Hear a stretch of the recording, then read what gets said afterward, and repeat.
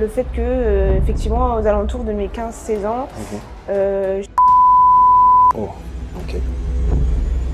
T'es vraiment sorti de l'enfer. J'ai vu que justement, cette maladie, il y a beaucoup de personnes qui sont touchées, beaucoup de personnes qui ne s'en sortent pas. Ouais. C'est émouvant. Il faut garder ce rayonnement qu'on a en nous, même si la lumière elle s'éteint, il faut savoir qu'on peut la rallumer. C'est le but aussi de ma vie, de faire du bien aux autres, de leur montrer que c'est possible. C'est ce qui t'anime. Ouais, exactement. Carrément. Mais de toute façon, le passé t'a construit, il a fait la femme que tu es aujourd'hui. Et c'est pas fini. Et c'est pas fini, exactement. Voilà, on se retrouve. Et cette fois-ci, je ne suis pas seul parce que je suis accompagné de notre première invitée, Loane. Comment ça va, Loane? Bah écoute, ça va, et toi? Eh ben écoute, ça va très bien, surtout qu'aujourd'hui on va parler d'un sujet très important, celui de développer son mindset pour sauver sa vie. Qu'est-ce que c'est exactement? On va en parler dans quelques minutes, mais d'abord je vais te demander de te présenter.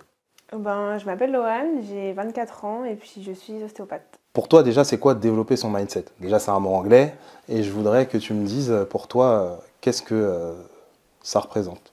Mindset, c'est un état d'esprit déjà. Après, on peut le développer dans le sens positif comme dans le sens négatif. Après, là où on veut en venir aujourd'hui, développer son mindset, c'est développer aussi son mode de vie associé à cet état d'esprit-là et garder cet état d'esprit en fait sur la durée et s'en servir, le fortifier pour qu'ensuite ça nous aide dans notre vie. Et c'est ce qu'on va voir justement dans ce qui s'est passé un peu dans ta vie. J'aimerais que tu me racontes un peu ton enfance. T'es né où? Tu as grandi? Alors moi, je suis née à Caen. Ok. Donc une petite ville en Normandie. Mais j'ai pas habité à Caen même. J'ai habité dans un petit village en campagne. D'accord. T'as vécu avec tes parents? J'ai vécu avec ma soeur jumelle.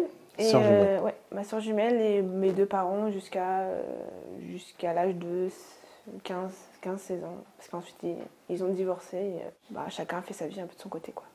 D'accord. J'ai pu comprendre que, apparemment, pour t'avoir, c'était un peu compliqué pour ta maman.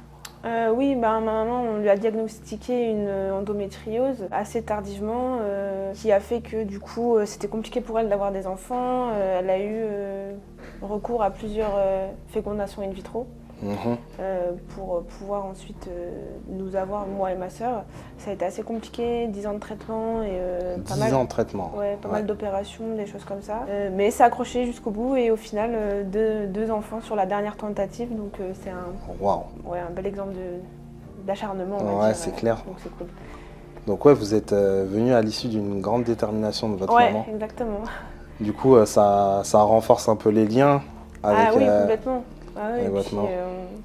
on se dit vraiment que, au final, même quand il n'y a plus aucun espoir, puisque les médecins disaient vraiment qu'elle allait jamais avoir d'enfant, qu'il fallait peut-être penser à l'adoption, des démarches qu'elle avait notamment commencé à faire.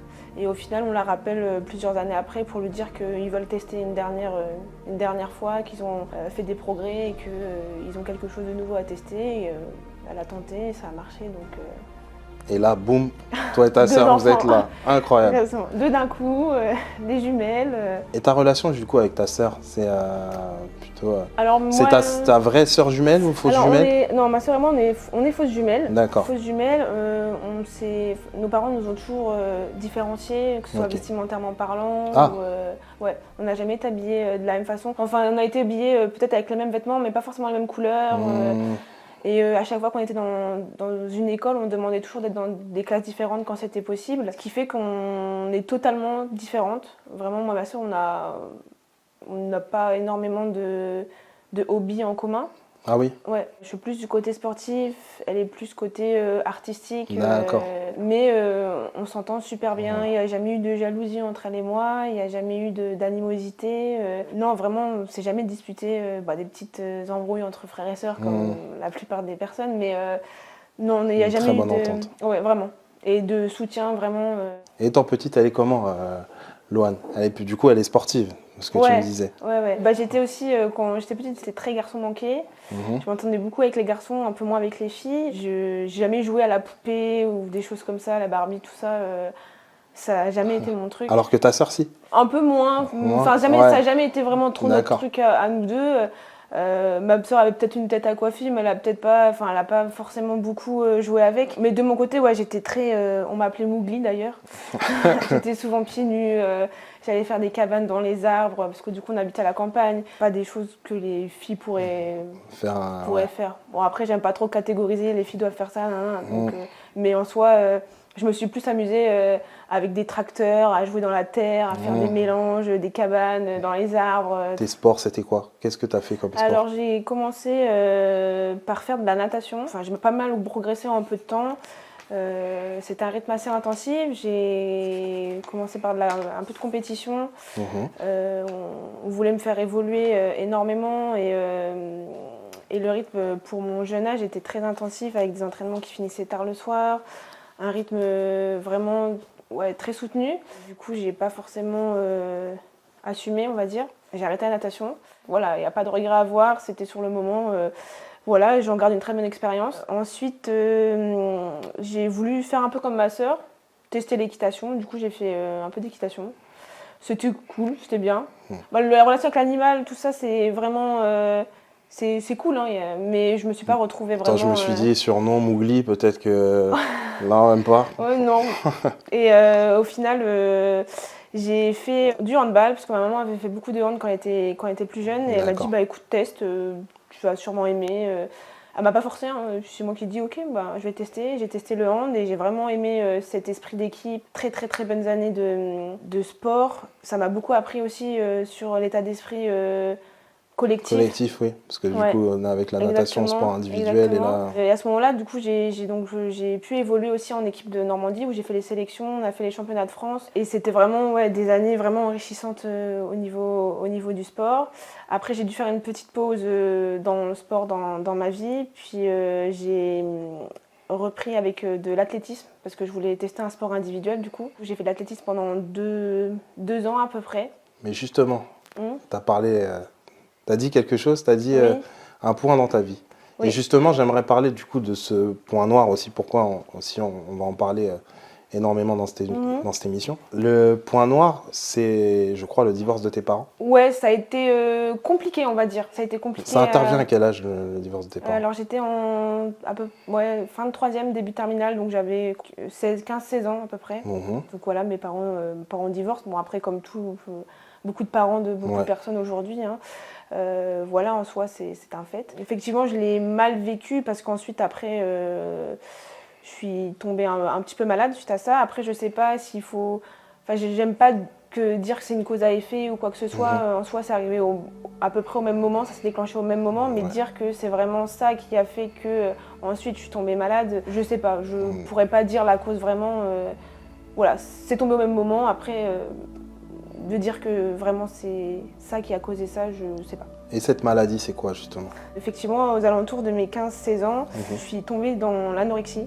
On ne se rend pas forcément compte de ce que c'est quand on dit comme ça. L'anorexie, quand je vais parler de ça comme ça, c'est quelqu'un qui ne mange pas ou qui est maigre ou qui se laisse en famine, quoi, entre guillemets. Moi-même, avant de tomber malade, je disais, quand je regardais parfois à la télé des choses, des mannequins, des choses comme ça, on pouvait porter un jugement, ouais, elle est anorexique, ouais, ci, ouais, ça. Et en fait, c'est plus profond que ça, en fait, on ne se rend pas compte, mais c'est quelque chose qui vient vraiment, on dit anorexie mentale, donc c'est vraiment une maladie, entre guillemets, mentale. On pourrait croire que c'est quelque chose qu'on peut contrôler, mais en fait, pas du tout, du tout. Et tu l'as senti, cette descente un peu Alors, non, je ne l'ai pas senti immédiatement. C'est mes proches qui m'ont alertée et qui m'ont dit Loane, tu perds du poids, c'est bizarre. Et moi, je ne me rendais pas compte. Je disais non, non. Après, effectivement, dans mes vêtements, j'étais beaucoup moins, je les remplissais beaucoup moins. Beaucoup de choses aussi au niveau de la santé qui changent. Du coup, j'avais plus mes règles. Ça s'était arrêté. Je commençais à perdre mes cheveux. Rythme cardiaque diminuait fortement. J'avais froid tout le temps. Je me rappelle encore un été, on était parti à Barcelone. J'étais en sweat, limite doudoune, parce que j'avais froid alors qu'il faisait peut-être 40 degrés. Donc il y a beaucoup de choses en fait, on ne se rend pas forcément compte de ce que ça implique derrière. C'est compliqué à vivre et puis en plus, ce qui me fait bizarre, c'est que c'est une période dans l'anorexie, on va beaucoup être et dans le déni et caché. Donc c'est ce que tu as fait un peu à ton entourage, tu as caché. Mon entourage, à un moment donné, je pouvais plus le cacher parce qu'en fait, finalement, ça se voyait. Enfin, du moins mes proches, vraiment assez proches, quoi, mes parents, ma sœur. Puis de toute façon, il fallait qu'à un moment donné faire quelque chose parce que ça devient finalement très très grave parce qu'en fait, on s'alimente pas. Donc le corps va mettre en pause pas mal de choses, notamment le cycle menstruel qui s'était arrêté. Et il va se concentrer vraiment pour donner toute l'énergie sur les organes vitaux, donc le cœur et le reste. Et donc oui, c'est quelque chose que je cherchais à cacher avec des vêtements amples, des choses comme ça. Mais de toute façon, à un moment donné, je pouvais plus trop le cacher aux autres, quoi. Parce que même au niveau du sport, quand on faisait du hand, on était en short et en t-shirt. On voyait bien que la Loane d'avant avait quand même pas mal maigri. Mais du coup, tu étais très affaiblie déjà à tes entraînements, je pense peut-être même à l'école. J'étais affaiblie tout le temps. Moi, j'étais toujours fatiguée. Comme je disais tout à l'heure, j'avais très froid. Rester assis longtemps sur une chaise, c'était douloureux parce que forcément, on n'a plus que la peau sur les os. Donc être assis sur des os, ça faisait mal. J'avais souvent des bleus. J'ai longtemps vu ça comme un point noir dans ma vie. J'ai longtemps renié un peu cette partie-là de moi par honte, de me dire que j'étais tombée dans cet état-là et de me dire cette période-là, Loane, t'as pas été capable de surmonter certaines choses. Donc c'est une période de ma vie que j'ai souvent mis de côté et que j'ai un petit peu entre guillemets renié, que j'ai beaucoup caché, dont très peu de personnes en fait aujourd'hui sont au courant, donc vont le découvrir aujourd'hui par cette interview. Mais je suis tombée sur une vidéo il n'y a pas si longtemps que ça, et puis ça fait un moment que j'y réfléchis et je me dis qu'en fait dans cette vidéo, la personne disait que pour accepter qui on est, accepter d'avancer, il faut accepter aussi son passé, parce que ça fait partie de nous et ça fait partie aussi de qui on est aujourd'hui. Si je suis la personne que je suis aujourd'hui, c'est aussi grâce aux épreuves que j'ai pu Et cette épreuve, justement, affronter. tu as été hospitalisée. Ouais. Donc du coup, tu es rentrée, c'était... Alors j'ai été hospitalisée parce que en fait, du coup, je faisais des rendez-vous réguliers chez le médecin pour surveiller la courbe du poids. Et à un moment donné, j'étais descendue vraiment trop bas et mon rythme cardiaque a aussi diminué. C'était quand même assez inquiétant, quoi. Donc ils m'ont hospitalisée. J'ai été hospitalisée 3 fois en tout. Donc les 2 premières fois, c'était au CHU là où j'habitais à Caen. Donc j'étais hospitalisée 2 fois une semaine. Et dans les semaines, j'en ai pas forcément des bons souvenirs. Et ensuite, comme on voyait que ça ne s'arrangeait pas forcément, avec mes parents, on a décidé de contacter une clinique spécialisée dans les troubles du comportement alimentaire. Et comment ça se passe l'hospitalisation d'une personne anorexique ? Je pourrais pas forcément être très objectif par rapport à comment ça se passe sur le long terme, parce qu'en fait, au final, quand je suis arrivée à la clinique, je pense que dans ma tête déjà, ça faisait peut-être un peu plus d'1 an déjà que j'étais tombée malade. Et je pense que dans ma tête déjà, j'avais atteint un certain stade où j'avais passé un cap que d'autres n'avaient pas encore passé. Et donc quand je suis rentrée dans la clinique, en fait, ce qui s'est passé, c'est que j'ai fait un jour là-bas et je me suis rendu compte que je me sentais pas en fait à ma place et que les gens avec qui je partageais l'environnement, qui étaient eux donc du coup atteints de la même maladie que moi, n'avais pas forcément passé ce cap-là et je me suis sentie très mal à l'aise. Tu te retrouvais pas forcément en eux? Je me retrouvais pas du tout en eux. Enfin, je les comprenais parce qu'on partageait entre guillemets la même maladie, mais dans le stade de la maladie, j'avais atteint un stade, je pense, un peu plus évolué que certaines personnes hospitalisées déjà depuis, comme je disais tout à l'heure, plus d'1 an, plusieurs mois, des gens qui étaient dans la maladie depuis déjà plus de peut-être 20 ans. Il y avait vraiment de tout âge et je ne me suis pas vraiment reconnue dans ça. Et c'est bizarre parce que toi, justement, ça faisait 1 an et j'ai pu avoir en fait un retour de ta maman qui m'a fait comprendre, ça m'a fait froid dans le dos d'entendre ça, que tu disais, voilà, maman, je vais mourir. Oui, ça du coup, c'était une partie très compliquée dans le stade de la maladie parce qu'en fait on passe par différents stades. Il y a des moments où ça va hyper bien, où ça va mieux. Des moments où on redescend complètement, mais quand on redescend encore plus bas de ce qu'on était avant. On remonte un petit peu, puis on redescend, puis en fait au final on se dit, je me rappelle encore dans ma chambre, je me dis mais quand est-ce que ça va s'arrêter en fait? Parce qu'en fait à chaque fois que je vais mieux, après je retombe encore plus bas qu'avant. Tous les efforts que j'ai fournis, en fait après ça retombe. J'arrive pas mentalement à tenir sur la durée, j'arrive pas à tenir les progrès que je fais à chaque fois. il y a toujours cette petite voix dans ma tête qui veut contrôler, qui veut prendre le contrôle de la nourriture, de tout ce que je veux faire, qui veut prendre le contrôle, entre guillemets, de ma vie. Et c'est vrai que je me rappelle, j'en parle aujourd'hui parce que j'ai le recul d'en parler. Et aujourd'hui, j'accepte par où je suis passée. Mais c'est vrai que des fois, je faisais des crises où je me tapais par terre la tête, où je disais maman tue-moi parce que je veux mourir en fait, c'est trop dur en fait, c'est vraiment trop dur. Et aujourd'hui je comprends ce que ma mère a pu ressentir à ce moment-là, même ma soeur, parce que du coup je vivais avec ma soeur et ma maman la plupart du temps, et je me rends compte qu'effectivement en fait ce qu'elles ont vécu entre guillemets de par ma faute, en fait ça me touche profondément parce que je sais que c'était pas simple pour elle, et de voir sa propre fille se mutiler entre guillemets comme ça, lui demander à sa propre mère qui a mis 10 ans à avoir des enfants de la tuer, c'est compliqué quoi à assumer. Ouais. En fait après il y a aussi le côté, c'est la maladie en fait qui te faisait aussi réagir de cette manière-là. Et puis avec le recul là je me rends compte qu'effectivement la vraie Loane en fait c'était pas du tout celle-ci. En fait c'est comme je disais, il y a comme s'il y avait deux êtres dans votre corps. Et qui avait pris un être qui disait, qui a pris le contrôle de vos pensées et qui dit non, fais pas ci, fais pas ça, qui veut tout contrôler en fait.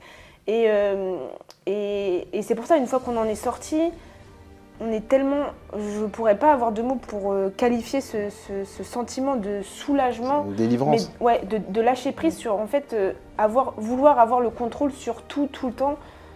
Mais en fait, c'est pas possible. Même dans la vie de tous les jours, en fait, au final, aujourd'hui, on se rend compte que en fait, on peut rien contrôler, vraiment. Même notre vie, on peut pas. Demain, on peut rien contrôler. Et à vouloir avoir le contrôle sur tout, en fait, ça mène à rien, hormis l'autodestruction, en fait. Comment ça se prononçait sur toi? C'est-à-dire que tu disais, vas-y, là, je suis devant mon assiette, je mange pas. Anorexie, en général, il y a ce qui est associé, c'est le fait que quand on se regarde dans le miroir, même si on est maigre, on se trouve en surpoids ou un peu trop gros ou des choses comme ça. Moi, j'avais conscience de la maigreur que je reflétais dans le miroir. J'avais conscience de ça. Après, peut-être pas forcément comme les autres pouvaient me voir, parce que forcément, on n'est pas toujours exigeant avec soi-même. Mais j'avais conscience que quand même, je perdais du poids. De toute façon, je le revoyais dans mes vêtements et dans des choses comme ça. Et c'est même pas que j'avais pas envie de manger, c'est juste que l'appétit n'était pas là, les aliments étaient pas... ça me donnait pas envie, en fait, tout simplement.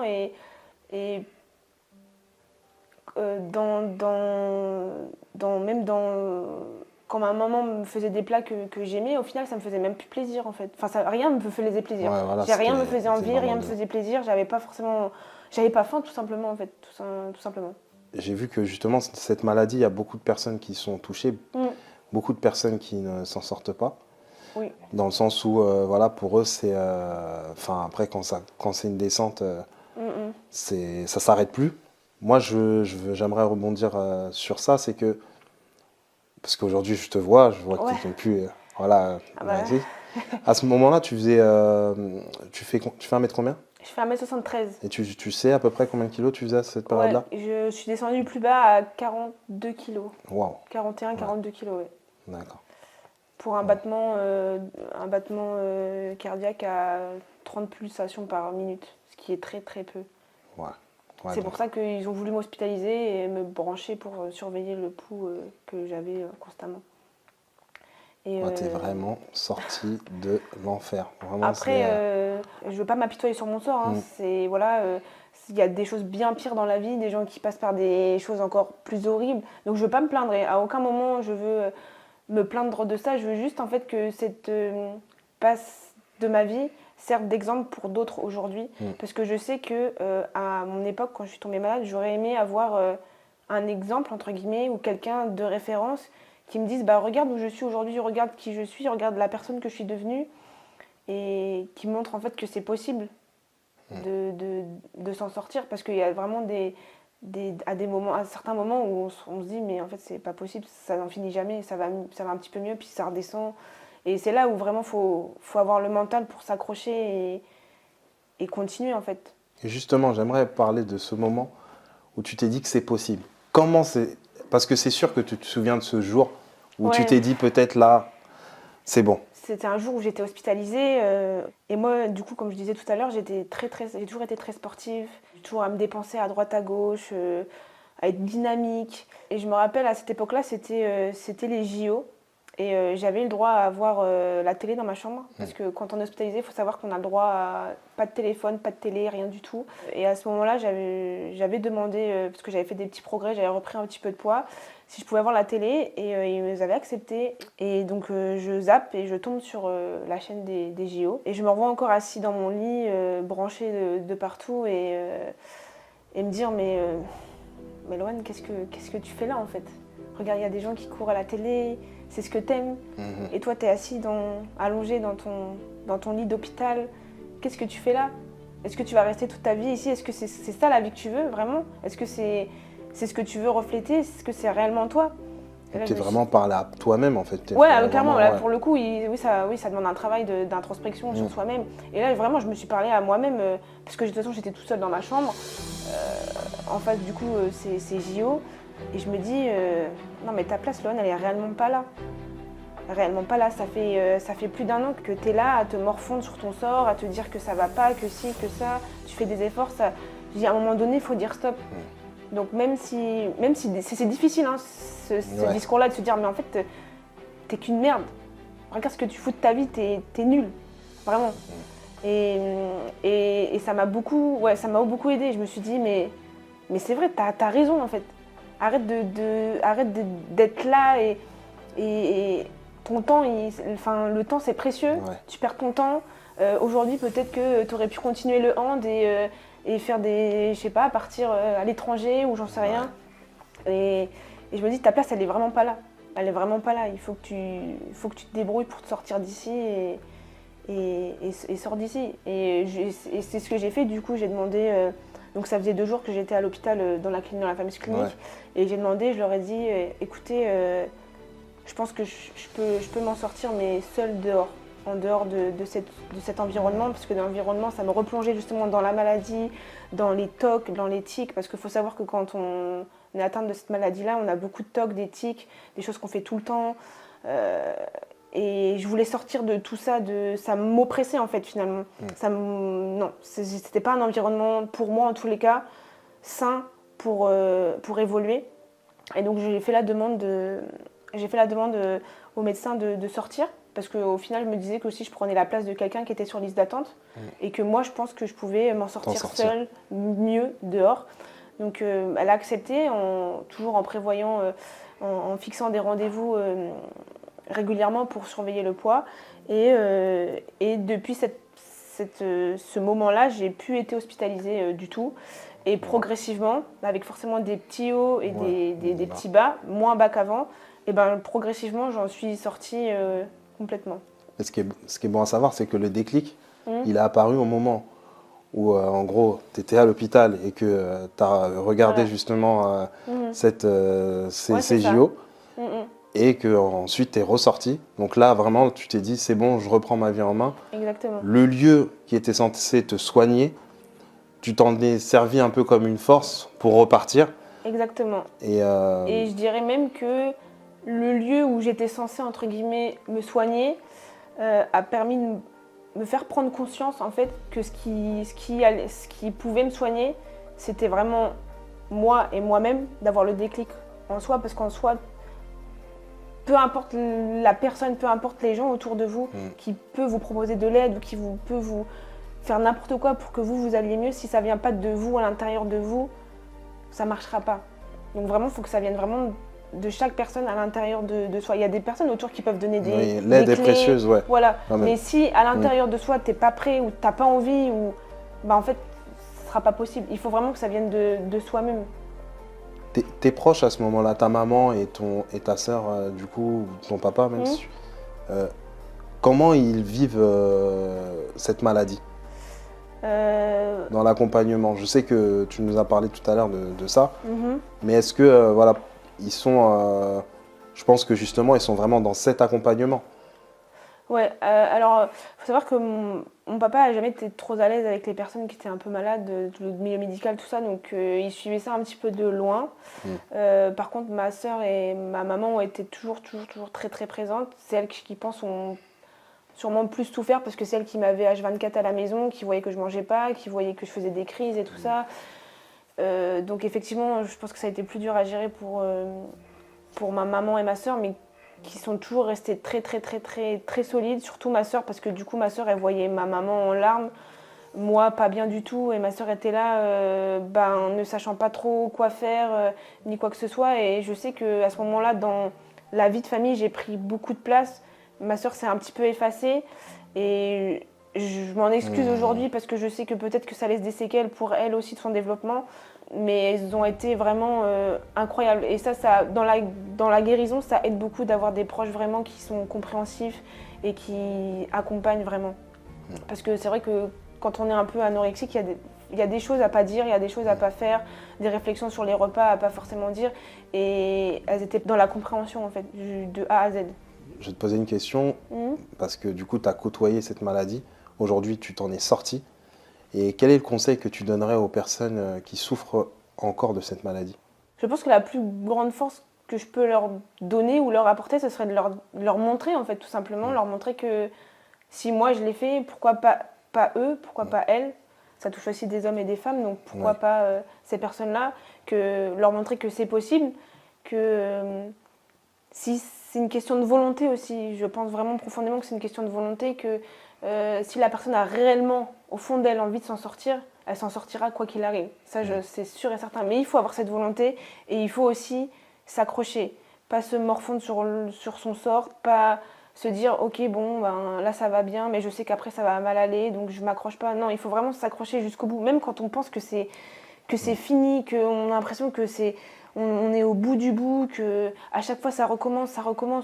Non, accrochez-vous jusqu'au bout. Lâchez pas. Et au final, aujourd'hui, je suis contente de pouvoir témoigner aujourd'hui et de dire que réellement c'est possible. Et c'est possible de très bien s'en sortir et de très bien reprendre sa vie et d'évoluer dans le sport ou autre chose.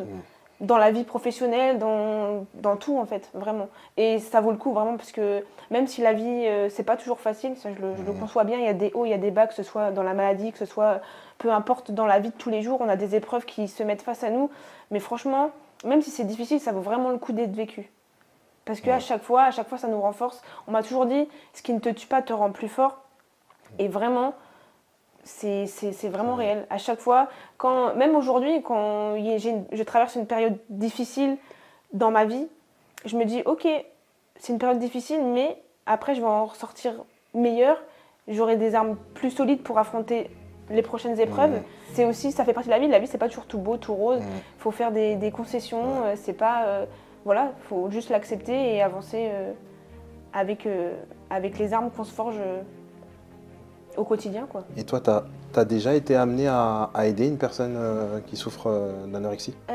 Oui, parce que du coup, suite à mes différentes hospitalisations avec ma maman, du coup, on a intégré une association qui s'appelait Anorexie Boulimie en Normandie, du coup. Et on faisait souvent des réunions une fois par mois avec les adhérents de l'association. Et de fil en aiguille, on a sympathisé avec une maman et sa fille, justement, qui était atteinte de l'anorexie, du coup.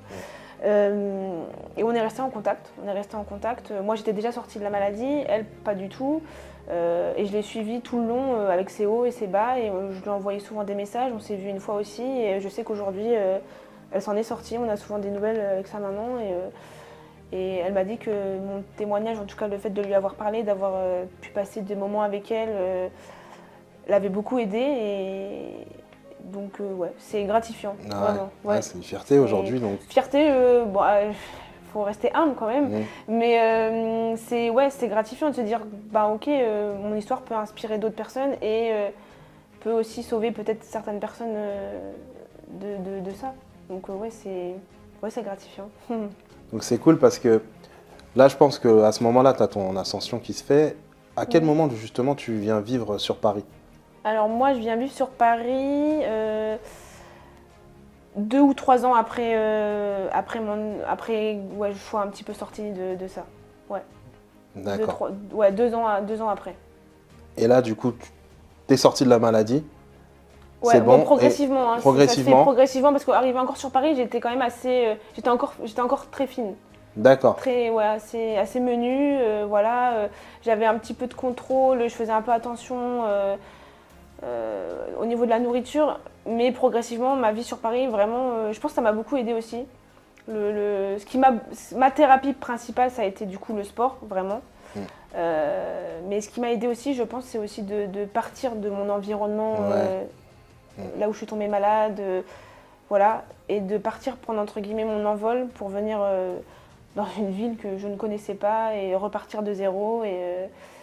Et ouais, ça m'a beaucoup aidée. Et t'as fait quoi comme sport quand t'es arrivée du coup sur Paris? Alors quand je suis arrivée sur Paris, je voulais reprendre l'athlétisme, mais comme mes créneaux horaires avec mes cours n'étaient pas compatibles avec les entraînements, puisque je finissais les cours à 20h, je les commençais à 8h, c'était assez compliqué, donc j'avais trouvé l'alternative de m'inscrire dans une salle de sport, me disant que c'est ouvert de 6h à 23h, donc je vais pouvoir m'entraîner soit avant 8h, soit après 20h, et trouver un peu le créneau qui me correspond le mieux à gérer entre les cours. Donc je me suis inscrite en salle de sport. Donc au début, vraiment comme ça, hein. Bon, j'y allais quand même régulièrement. Comme j'ai toujours été un petit peu sportive, j'avais besoin de cette dose-là. Et puis de toute façon, il fallait aussi que je reprenne un peu de muscle, il fallait que je reprenne ma condition physique que j'avais avant. Donc je m'entraînais assez régulièrement. Bon, au début, j'étais très timide, hein. J'arrivais en salle de sport, j'avais jamais connu la salle de sport de ma vie. Je rentre, donc je me faisais toute petite, je faisais mes petits entraînements comme ça. Et puis après, de fil en aiguille, je me suis un petit peu informée sur les mouvements à faire, sur comment gérer son entraînement, comment l'organiser.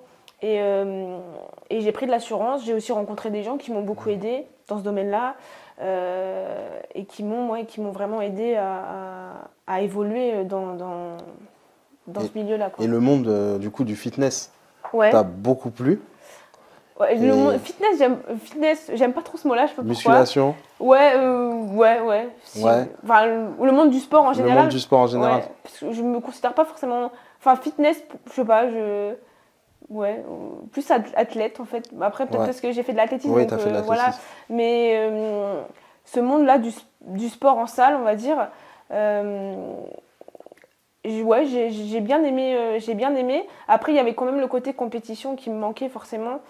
Est-ce que t'es pas justement parti le chercher à travers l'athlétisme? Parce que je crois que tu as fait de l'athlétisme dans un club.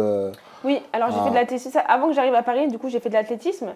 Donc juste après que je sois sortie de l'hôpital, donc les 2 ans avant que j'aille sur Paris, j'ai commencé l'athlétisme. Et on va dire aussi que grâce à l'athlétisme, j'ai pu rencontrer un coach, mais qui est pour moi plus qu'un coach, qui a joué comme le rôle d'un second père. Ah oui. Et il est vraiment tombé au bon moment dans ma vie. Et il m'a beaucoup aidé justement à sortir de cette phase d'anorexie aussi. Il a été un moment vraiment précieux. Donc, c'est pour ça que je crois pas forcément au hasard, et que si je l'ai rencontré à ce moment-là dans ma vie, c'est pas pour rien. Et vraiment aujourd'hui, à cette personne-là, je lui dois vraiment beaucoup. Parce qu'on a un point de vue psychologique comme physique, il m'a pris dans son ensemble et il m'a beaucoup aidé à évoluer et à passer justement à avoir ce mindset-là aussi de vision de la vie. Et c'est lui qui me répétait ce qui ne te tue pas te rend plus fort, et c'est vraiment lui qui m'a appris la résilience pour le coup. C'est ça. Et du coup, ce coach, c'est aussi cette personne-là que tu as rencontrée qui t'a permis de t'installer sur Paris aussi. Exactement. C'est lui qui m'a pris un peu sous son aile. Il savait que j'étais encore un peu fragile psychologiquement en allant sur Paris, que j'en sortais un tout petit peu de l'anorexie, que j'étais pas encore très... que j'étais un peu fragile.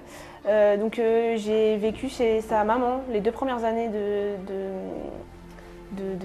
d'installation sur Paris, les 2 premières années d'études. Je suis partie vivre chez elle. Et c'était vraiment 2 années hyper enrichissantes.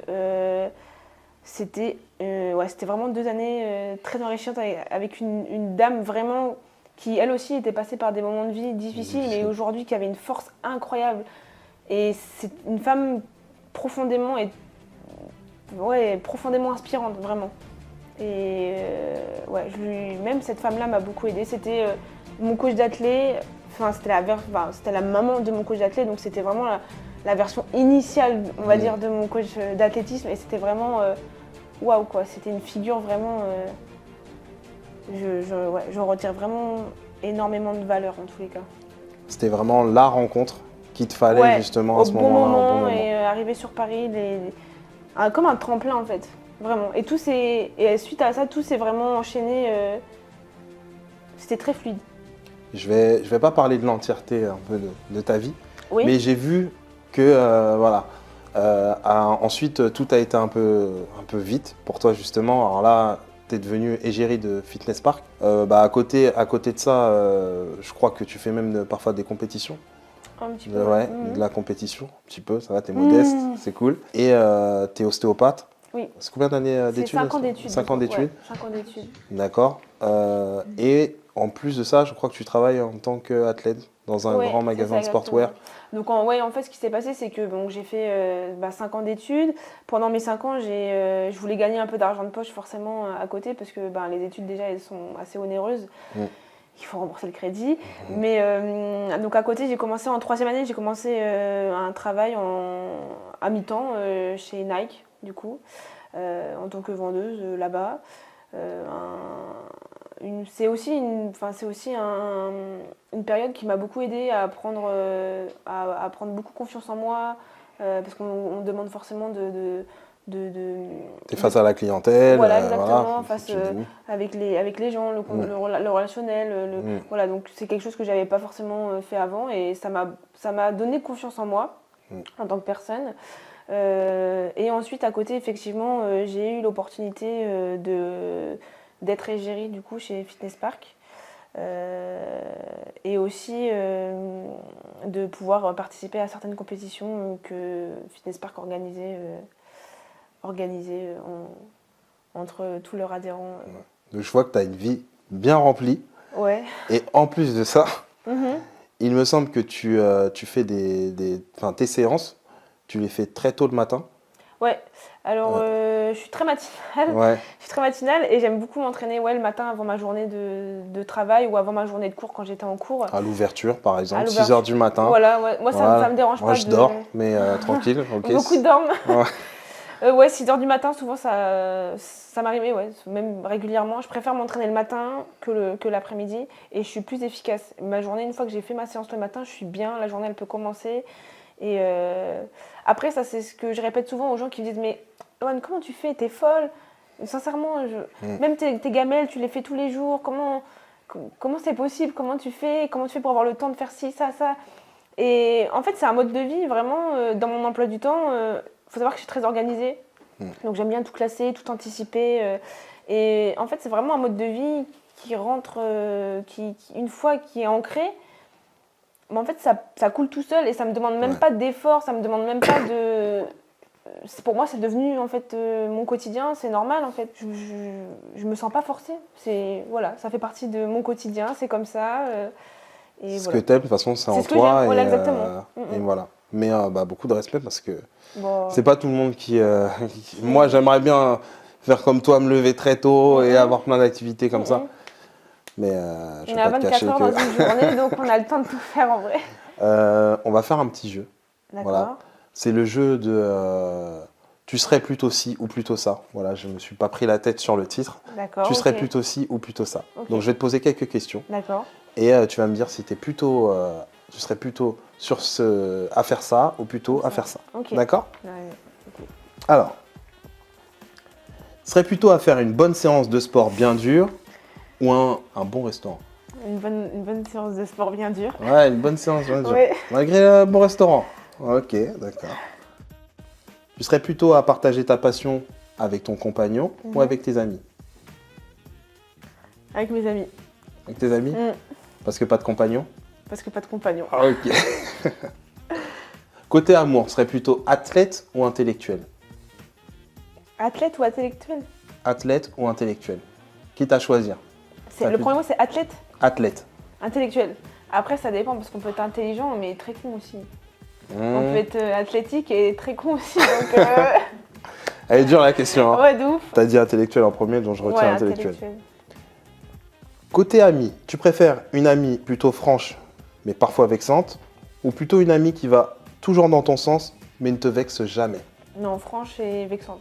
Franche et vexante. Ah ouais, carrément. Ouais. Largement. Okay. Quitte à choisir, tu serais plutôt riche et anonyme ou riche et célèbre pour une noble cause? Quand tu dis pour une noble cause, c'est-à-dire que l'argent, je le donne à... Non, ça veut dire que tu es riche. Ok. T'as Riche de et anonyme. l'argent. Ouais. Ouais.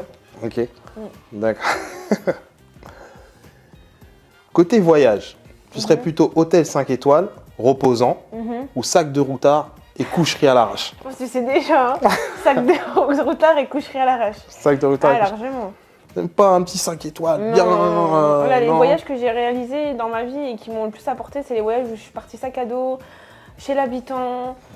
C'est des voyages qui m'ont vraiment marqué et aujourd'hui qui font aussi la personne que je suis et c'est hyper enrichissant. Il n'y a rien de mieux que ça, franchement, il n'y a rien de mieux pour découvrir la culture, découvrir les personnes, comment elles vivent. Il n'y a rien de mieux que sac de Je suis routard et totalement coucherie à d'accord avec l'arrache, toi. hein. Mais je pense que j'aurais pris l'hôtel 5 étoiles et j'aurais été chez l'habitant après. Après, c'est bon. Ouais. Vu comme ça, mais Oui. c'est bien parce que c'est vrai que ça Ça te dépend de ressemble. quel type de voyage on veut faire aussi. Ouais. Voilà, si c'est des voyages pour se reposer. Après, moi, je vois plus le voyage en mode aventure, découverte. Ça, j'aime bien. Ok. Ma dernière question. Dans 5 ans, Ok. tu te vois plutôt en mode vie d'aventurière, voyage, découverte du monde avec possibilité de t'installer dans le pays de ton choix, Ok. ou vie de famille, posée, avec l'homme de ta vie, un marmot et pas trop loin de tes proches? Non, la première proposition. La première? Ouais. Dans 5 ans? Bah oui, j'aurais 29-30 ans. Ouais. C'est bon, ouais. Ok. Et ben voilà, le jeu il est fini. Ok. On va Cool. passer à une question pour moi qui me trotte énormément. D'accord. J'aimerais que tu me dises, pour toi, 2 qualités primordiales pour atteindre ces objectifs. 2 qualités. 2 qualités. Alors, je dirais la persévérance. Ok. Alors, ouais, vraiment être persévérant. Comme je disais tout à l'heure, même quand on voit que les petits efforts qu'on fait, ça ne paye pas tout de suite, mais on s'accroche, et à un moment donné, ça payera forcément. Et persévérance et remise en question. Parce que je pense que s'il n'y a pas de remise en question, on ne peut pas avancer. C'est hyper important, que ce soit sur soi-même, que ce soit avec les relations avec les autres, que ce soit sur énormément de choses, professionnellement parlant, personnellement parlant, la remise en question, c'est hyper important, vraiment. Il ne faut pas avoir peur de se regarder face à face dans un miroir et de se dire, ok, bah, pourquoi ça marche pas, pourquoi il y a ci, pourquoi il y a ça, ok, peut-être que c'est parce que ça je le fais mal, ça il y a peut-être ça à régler, ou ça, ou ça. Faut vraiment pas avoir peur de se retrouver face à soi-même et de se dire les choses telles qu'elles sont en fait, tout simplement. Donc ouais, pour moi ce serait persévérance et remise en question. Remise en question. C'est très Voilà. important de se remettre en question. Et c'est important aussi de s'aimer, d'aimer la Oui. personne qu'on est aussi. Oui. Et du coup, c'est pour ça que je rebondis directement sur ça. Ouais. J'aimerais que tu me dises 3 traits, dont un trait que tu aimes physiquement sur toi, et 2 traits sur ta personnalité que tu aimes. Sur ma personnalité et physiquement? Ouais, une physique. Et me dis pas les pieds, me dis pas les pieds. Bah mon physique, peut-être ce qui ressort le plus souvent en général, c'est mon sourire et le fait que je rayonne. Ouais. Et intellectuellement parlant, c'est ça après? Ouais. Je dirais que même si on me reproche souvent de l'être trop, je dirais ma gentillesse et ma bienveillance. Ok. La gentillesse et la bienveillance. Ou bienveillance avec gentillesse, donc bienveillance et résilience du coup. Bon écoute, on va voir si ce que tu dis, ça revient. On a demandé à quelques personnes de ton entourage ce qu'ils aimaient chez toi. On va voir si ça rejoint un peu ce que tu as dit. Avec ce que j'ai dit. Peut-être que... Ok. On va voir ça tout de suite. Tu vois, moi je disais toujours que voilà, faut être résilient. Ce qui me tue pas me rend fort. C'est clair. Elle est capable d'inverser la vapeur, c'est-à-dire d'aller là au niveau de l'anorexie. C'est quand même à la limite quand même, mais on peut inverser la vapeur, aller dans l'autre sens, c'est-à-dire être ce qu'elle est en train de devenir. C'est une gamine courageuse, battante, persévérante. Bah, j'aime beaucoup son côté déterminé, genre que elle travaille fort pour avoir ce qu'elle a envie, tu vois. Dépasser, c'est une chose, mais pour Loane et le reste du groupe, Elle se surpassait parce que c'était la devise. C'est une gamine qui n'a pas les deux pieds dans le même sabot, qui va de l'avant, qui se bat. Elle écoute et aussi déterminée. Même quand elle est au plus bas, elle arrive à trouver les forces pour remonter et puis repartir en forme, tu vois. Pour faire plaisir, c'est quelqu'un qui fait plaisir à tout le monde. C'est une travailleuse acharnée, elle est exceptionnelle. Elle doit donner sa chemise, elle donnera sa chemise et puis elle va se décailler. Elle est capable de tout. Tu vois, c'est pas pour rien qu'elle est ostéo, tu vois, elle lui fera du bien. Genre, c'est quand même mon modèle de toute petite, tu vois. Je l'admire beaucoup, c'est ta plus grande fan, tu vois. Donc, Il s'avère que maman était là et puis c'était une alchimie. Donc moi, ça m'a fait avancer dans la personne que j'étais. J'ai une profonde admiration pour elle. Elle ne lâche jamais rien et ça lui a sauvé la vie d'ailleurs. Donc voilà, je suis très très fière d'elle. No one, c'est just do it, tu vois. C'est pas pour rien qu'elle travaille chez Nike, tu vois. Ouais. C'est un moteur pour tous les gens qu'elle côtoie. elle est toujours fière. Ouais, je la voyais. Genre, c'est ma star, tu vois. Donc, Elle est spéciale. Ouais, c'est quelqu'un de bienveillant, quelqu'un qui va toujours te donner le meilleur d'elle-même. j'avais envie d'être comme elle, tu vois. Elle sera toujours là. Et elle l'est toujours. Ouais, c'est la famille. Exactement, et la famille, c'est sacré. Il faut qu'elle fasse ses propres expériences, qu'elle se casse la figure et qu'elle apprenne de ses échecs. Voilà. Sinon, bah voilà, c'est une gamine exceptionnelle. Alors, je suis pas objective, je suis sa maman, mais je l'aime. Et voilà, elle fait la fierté de toute la famille et de tous les gens qui l'entourent.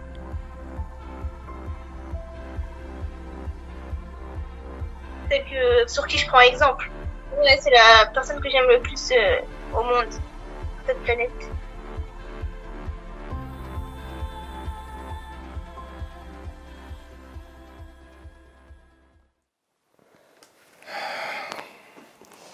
Ouais. Putain. C'est émouvant. Bah écoute, voilà, en tout cas, c'est le retour du coup de ta sœur, ta maman et de ton coach que tu nous parlais, Stéphane, qui nous ont dit ce qu'ils aimaient chez toi. Voilà. Donc oui, c'est très émouvant et c'est très vrai. Donc tout simplement, qu'est-ce que ça te fait d'entendre ça? Bah, ça me touche beaucoup parce que je sais que c'est des personnes qui sont hyper importantes pour moi. Comme disait ma sœur, bah, c'est des personnes que j'aime plus profondément de tout mon être, de tout. Et je les remercierai jamais assez d'avoir été là à ce moment-là dans ma vie et de l'être encore et de m'avoir acceptée comme ça, comme je suis dans la maladie et de me soutenir encore aujourd'hui. Comme disait ma maman, il faut que je fasse les erreurs, il faut que je me casse la gueule pour prendre conscience de mes erreurs. Et effectivement, la vie, c'est aussi ça. Il faut apprendre à tomber pour mieux se relever. Et ouais, c'est des personnes qui sont tout pour moi et qui représentent énormément. Et rien que le fait j'avais jamais eu un retour par rapport de leur part par rapport à tout ce qui avait pu se passer avant, parce que comme je le disais, c'était une période de ma vie que j'ai totalement mis de côté. Et là, le fait de les voir s'exprimer là-dessus, ça me touche parce que je sais qu'ils ont beaucoup souffert aussi de ça, peut-être pas plus que moi, mais de manière différente. Et qu'ils en parlent aujourd'hui sans animosité ni quoi que ce soit, ça me touche beaucoup, quoi. Ouais, et surtout ce qu'il en ressort, quoi, parce qu'au final, c'est aussi ce que j'ai envie de partager. Et c'est vraiment le fait qu'on puisse s'en sortir, que malgré tout, il faut garder ce rayonnement qu'on a en nous, même si la lumière elle s'éteint, il faut savoir qu'on peut la rallumer avec la volonté et avec la force qu'on se construit au fur du temps. C'est quelque chose qu'on peut rallumer et aujourd'hui on peut même se rallumer et aider les autres à se rallumer et aider les autres à mettre de la lumière dans leur vie. Et c'est vraiment le but aujourd'hui, c'est le but aussi de ma vie, de faire du bien aux autres, de leur montrer que c'est possible, ne serait-ce aussi que par mon métier. Ça me fait énormément plaisir de savoir que les personnes, quand elles viennent dans mon cabinet et qu'elles ressortent, elles sont mieux. C'est aussi ça ce que j'ai envie de partager dans la vie de tous les jours avec les gens. C'est pour ça que Loane, on la voit souvent qui sourit, des choses comme ça, même quand ça va un petit peu moins bien. Je donnerai vraiment toute ma vie pour les autres, même les gens que je connais moins ou quoi que ce soit. C'est d'ailleurs pour ça aussi que j'aime beaucoup l'humanitaire. C'est pour ça aussi que j'ai envie de repartir en voyage humanitaire. Ouais. C'est ce qui t'anime. Ouais, exactement, carrément. Mais de toute façon, le passé t'a construit. Il a fait la femme que tu es aujourd'hui. Et c'est pas fini. Et c'est pas fini, exactement. Ouais. Donc, je sais qu'il y aura des épreuves dures, ça fait partie de la vie. Mais aujourd'hui, je pense que je suis armée pour affronter ce qui m'attend par la suite. Bah écoute, en tout cas, t'es bien forgé pour. J'espère. On arrive sur la fin de notre émission. Qu'est-ce qu'on peut te souhaiter pour la suite? Des projets Comme projet, ce que j'aimerais, c'est aussi... donc là, j'ai ma casquette d'ostéopathe. J'aimerais élargir un petit peu mon champ d'action. J'aimerais aussi allier le sport dans ma vie. Enfin, c'est déjà très présent. Mais j'aimerais aussi, par la suite, passer mon diplôme de coach sportif pour pouvoir allier à la fois l'ostéopathie et le coaching sportif. Donc c'est vraiment un objectif, là... à plus ou moins long terme, mais là j'aimerais le concrétiser dans les années à venir, si ce n'est que dans les mois à venir. Et puis plus tard avoir une famille. C'est tout ce qu'on te souhaite pour la suite. En tout cas, je sais qu'il y a des personnes de l'équipe qui seront prêts à te consulter dans le cadre du coaching. Juste après la même. Ouais, c'est sûr. Donc voilà, ça fait plaisir. Alors, avant qu'on se quitte, je vais demander à mon ami fidèle Fiche, le boss, qui va nous ramener un petit bol avec une phrase inspirante. Et tu vas la lire pour nous. Ok. Je pioche n'importe laquelle? N'importe laquelle. Ok. Et tu vas la lire pour les téléspectateurs et pour nos auditeurs. Alors, pensez grand et n'écoutez pas les gens qui vous disent que ce n'est pas réalisable. La vie est trop courte pour penser petit. Tim Ferriss. Ok. Et ouais. Pensez grand, surtout, c'est très important. Et on va vous laisser sur ça. Merci beaucoup à toi, Louane. Merci à vous de m'avoir écouté jusqu'au bout. Merci à tout le monde, en fait. Tout simplement, merci toutes les personnes qui m'entourent, tout mon entourage, les proches ou même les moins proches qui donnent de la force. Franchement, si je suis cette personne que je suis aujourd'hui, c'est aussi grâce à toutes ces personnes-là. Donc, je vous remercierai jamais assez, vraiment. Voilà. Merci beaucoup. On se retrouve pour une prochaine émission. À plus tard, la famille. Allez, ciao, bye.